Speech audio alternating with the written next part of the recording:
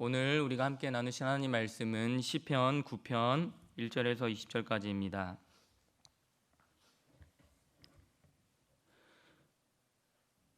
시편 9편 1절에서 20절까지 함께 읽겠습니다.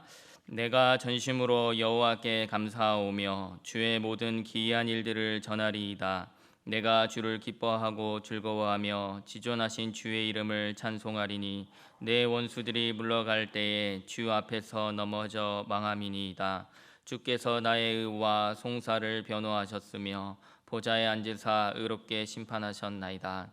이방 나라들을 책망하시고 악인을 멸하시며 그들의 이름을 영원히 지우셨나이다. 원수가 끊어져 영원히 멸망하여 싸우니 주께서 무너뜨린 성읍들을 기억할 수 없나이다. 여호와께서 영원히 앉으시며 심판을 위하여 보좌를 준비하셨도다. 공의로 세계를 심판하시며 정직으로 만민에게 판결을 내리시리로다. 여호와는 압제를 당하는 자의 요새이시요 환난 때의 요새이시로다. 여호와여 주의 이름을 아는 자는 주를 의지하오리니 이는 주를 찾는 자들을 버리지 아니하심이니이다. 너희는 시온에 계신 여호와를 찬송하며 그의 행사를 백성 중에 선포할지어다. 피 흘림을 신문하시는 이가 그들을 기억하시며 가난한 자의 부르짖음을 잊지 아니하시도다. 여호와여 내게 은혜를 베푸소서. 나를 사망의 문에서 일으키시는 주여 나를 미워하는 자에게서 받는 나의 고통을 보소서. 그리하시면 내가 주의 찬송을 다 전할 것이요 딸 시온의 문에서 주의 구원을 기뻐하리이다. 이방 나라들은 자기가 판 웅덩이에 빠짐이여 자기가 숨긴 그물에 자기 발이 걸렸도다. 여호와께서 자기를 알게 하사 심판을 행하셨으며 악인은 자기가 손으로 행한 일에 스스로 얽혔도다. 악인들이 수올로 돌아가며 하나님을 잊어버린 모든 이방 나라들이 그리하리로다. 궁핍한 자가 항상 잊어버림을 당하지 아니하며 가난한 자들이 영원히 실망하지 아니하리로다. 여호와여 일어나사 인생으로 승리를 얻지 못하게 하시며 이방 나라들이 주 앞에서 심판을 받게 하소서. 여호와여 그들을 두렵게 하시며 이방 나라들이 자기는 인생뿐인 줄 알게 하소서. 아멘. 오늘은 가난한 자들을 잊지 않으시는 공의의 하나님이라는 제목으로 말씀을 나눕니다. 시인은 시의 서두에서부터 하나님께 감사하고 또 하나님을 또 기뻐하고 즐거워합니다. 1절 2절 다시 한번 보십시오. 내가 전심으로 여호와께 감사하오며 주의 모든 기이한 일들을 전하리이다. 내가 주를 기뻐하고 즐거워하며 지존하신 주의 이름을 찬송하리니. 그 이유가 무엇입니까? 하나님께서 과거에 행하신 일들 때문입니다. 그것을 주의 모든 기이한 일들이라고 표현하고 있는데요. 이 용어는 오직 시편에서만 나오는 그런 특별한 표현입니다. 출애굽 같은 그런 특별한 구원 사건을 의미하는 것이죠. 3절부터 6절까지 보시면요. 이러한 하나님의 구원을 원수들이 주 앞에서 넘어졌다라고 표현하기도 하고요. 주께서 나의 의와 송사를 변호하셨다라고 하거나 또 이방 나라들을 책망하시고 심판하셨다라고 표현하기도 합니다. 그런데 시인이 하나님을 이렇게 찬양하는 목적은 단지 과거에 일어난 구원 사건 때문만은 아닐 것입니다. 앞으로도 하나님이 그와 같은 특별한 상황에서 구원을 베푸실 것을 기대하고 또 신뢰하면서 그렇게 하나님을 찬양하는 것이죠. 7절 8절 보십시오. 여호와께서 영원히 앉으시며 심판을 위하여 보좌를 준비하셨도다. 공의로 세계를 심판하시며 정직으로 만민에게 판결을 내리시리로다. 예나 지금이나 공의로운 판결은 억울한 사람에게는 가장 큰 위로가 되고 또 악인에게는 가장 두려운 소식일 것입니다. 그래서 다윗은 하나님께서 공의로운 재판관이라는 사실만으로도 하나님을 찬양할 수 있었습니다. 왜냐하면 하나님은 사람의 눈에 보이는 대로 판단하지 않으시고 모든 사실을 아시고 사람들의 마음의 중심까지 아시고 가장 공의롭게 판결 내리시는 공의의 하나님이시기 때문입니다.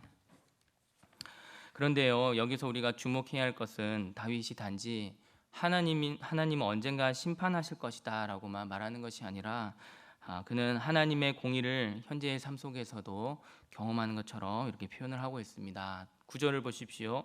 여호와는 압제를 당하는 자의 요새이시요 환난 때의 요새이시로다. 요새는 높은 산성 또 피난처를 의미하죠. 재판은 법정에서 이루어지지만 요새는 전쟁터에서 필요한 곳입니다. 이 두 가지 이미지가 함께 등장하는 이유는 하나님의 백성들이, 성도들이, 우리가 아직 싸움이 진행되고 있는 그런 세상을 살고 있기 때문입니다. 하나님께서는 마지막 날에 완전한 심판을 행하실 재판장이 되실 뿐만 아니라 그날을 기다리는 동안 자기 백성을 보호하시는 산성이 되어 주십니다.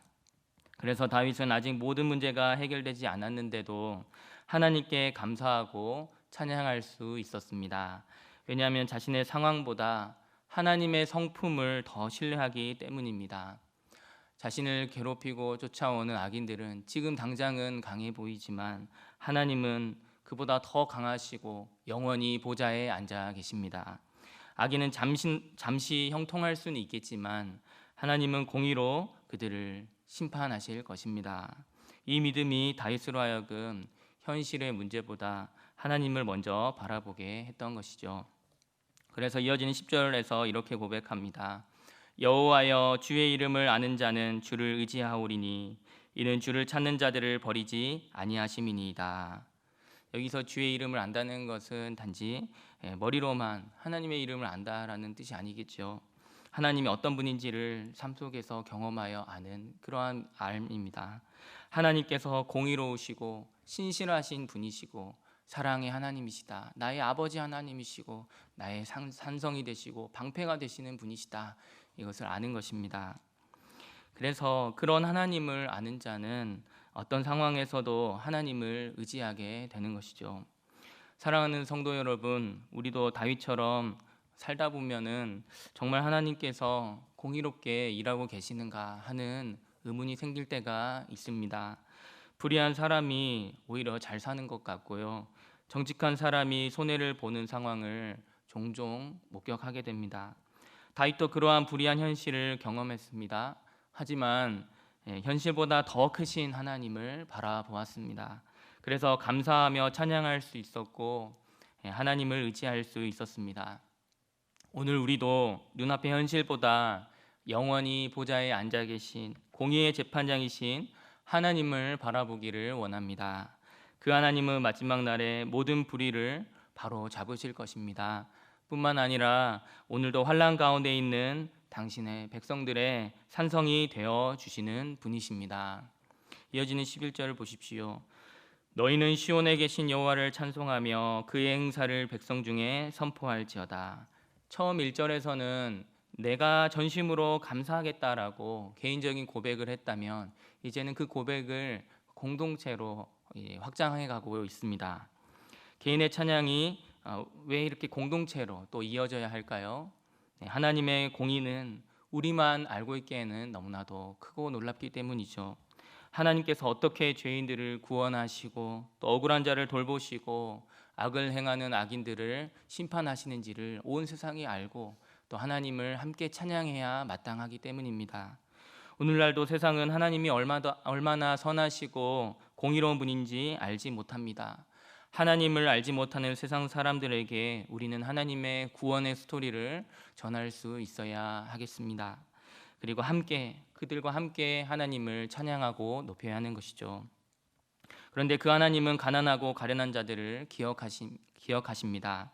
12절을 보십시오. 피 흘림을 신문하시는 이가 그들을 기억하시며 가난한 자의 부르짖음을 잊지 아니하시도다. 여기서 기억하신다와 잊지 아니하신다는 표현이 함께 나오고 있습니다. 하나님께서 기억하신다는 것은 당신께서 우리와 세우신 그 언약을 기억하시고 행하신다라는 것입니다. 하나님께서 노아를 기억하셨을 때 홍수 가운데서 그를 건지시고 또 하나님께서 이스라엘을 기억하실 때 애굽에서 당신의 백성들을 건져내셨습니다. 하나님이 기억하신다는 것은 하나님이 일하기 시작하신다는 것입니다. 그래서 다윗은 하나님은 가난한 자를 기억하시고 그들의 부르짖음을 결코 잊지 않으신다라고 고백합니다. 그런데요, 시인은 곧바로 17절에서 또 놀라운 대조를 하나 보여주고 있습니다. 악인들이 수월로 돌아가며 하나님을 잊어버린 모든 이방 나라들이 그리하리로다. 여기서는 하나님께서 사람을 잊으시는 것이 아니라 사람이 하나님을 잊어버리는 것이 심판의 원인으로 이렇게 제시되고 있습니다. 참 대조적이죠. 하나님을 잊어버리는 것이, 하나님은 그 연약한 자를 기억하시는데 악인은 하나님을 잊고 맙니다. 하나님은 고통당하는 자의 부르짖음을 잊지 않으시는데요, 악인은 하나님 없이도 살 수 있다고 자만합니다. 그래서 심판은 단순히 도덕적으로 나쁜 행동을 한 것에 대해서 형벌을 받는 것만이 아닙니다. 하나님을 하나님으로 인정하지 않고 살아가는 삶의 결과이기도 하는 것이죠. 그러나 시인은 다시 한번 잊다라고 하는, 잊음이라고 하는 단어를 뒤집습니다. 18절 보십시오. 궁핍한 자가 항상 잊어버림을 당하지 아니하며 가난한 자들이 영원히 실망하지 아니하리로다. 세상은 가난한 사람들 쉽게 잊습니다. 억울한 사람들도 잊어버리고요, 고통받는 사람도 있고 이름 없는 사람들 그냥 시간이 지나면은 잊어버리고 맙니다. 하지만 하나님은 다르십니다. 하나님은 기억하십니다. 세상은 외면해도 하나님은 외면하지 않으십니다. 이것이 하나님의 공의인 줄 믿으시기 바랍니다. 이러한 대조는 13절 14절에서도 이어지는데요, 다윗은 이렇게 기도합니다. 여호와여 내게 은혜를 베푸소서, 나를 사망의 문에서 일으키시는 주여. 또 14절 보십시오. 딸 시온의 문에서 주의 구원을 기뻐하리로다. 여기서도 두 개의 문이 대조되고 있습니다. 사망의 문은 죽음의 권세가 지배하는 자리입니다. 수월의 입구를 가리키는 것이죠. 생명의 소망이 끊어진 절망의 자리입니다. 반면에 딸 시온의 문은 예루살렘 성문을 가리킵니다. 단순한 건축물이 아니죠. 하나님께서 임재하시고 예배하는 곳입니다. 하나님의 구원이 선포되는 곳입니다.